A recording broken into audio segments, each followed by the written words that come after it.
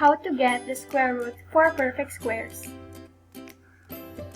So today, we will be getting the square root of our example 196. For step number 1, write the number with the radical sign. Step number 2. Each number must have a pair. And since 196 is a number with 3 digits, then 1 doesn't have a pair. So what will we have to do? We will add 0 before 1. So now 1 has a pair and the value of the number did not change. Now each number has a pair. So we put an apostrophe to separate the pairs, 0, 1, and 96. Let's proceed to the next step. Step number 3. Get the square root of the first pair. So our first pair is 0, 1. And since 1 is a perfect square, then its square root is a whole number, which is 1. We will put the square root of the first pair above and beside the radical sign.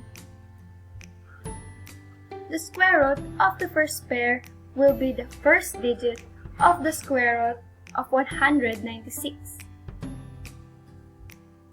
And now, we will subtract the square root of the first pair to 1. And then bring down the second pair, 96. So let us proceed to the next step. Step number 4. We will multiply the square root of the first pair by 2. So multiplying the square root of the first pair by 2 is a general rule for getting the square root. So 1 times 2 is equals to 2. We will put it under number 1 with a little space. Step number 5. Now here is where we get the second digit of the square root.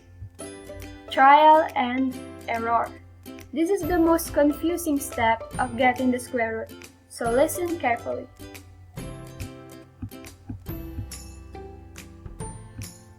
How to get the number by trial and error. So we will be using the 2 over here as the first digit of our multiplicand. So for our first trial and error, we will be using 3. 3 over here. Remember that the second digit of the multiplicand should be equal to the first digit of the multiplier. You see the 3 over here is equals to the 3 over here.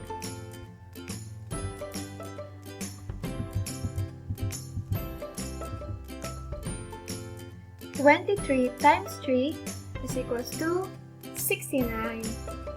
It says here that you must get the number with the highest possible product that can be subtracted to the second pair. 69 may not be the highest possible product that can be subtracted to 96. So let's try other numbers like 4. So 24 times 4 is equals to 96. It says here that the product must be less than or equal to the second pair, which is 96. In our case, it is equal, so that must mean that we have found the highest possible product and our number, which is 4. Now I will be telling you how to find out if the number you are solving is a perfect square or not. You see the rule here that says the product must be less than or equal to the second pair. This trick only applies to the last pair. In our case, our last pair is the second pair, which is 96. So we can find out if the number 196 is a perfect square or not right now. Our highest possible product is 96, and it is equal to our last pair, 96. So that means that 196 is a perfect square. So how do we find out if the number you are solving is an imperfect square? The number you are solving is not a perfect square if the highest possible product is less than, see here, less than the last pair. So remember, if it is a perfect square, then the highest possible product is equal to the last pair. And if it is an imperfect square, then the highest possible product is less than the last pair. So now let's get back to step 5.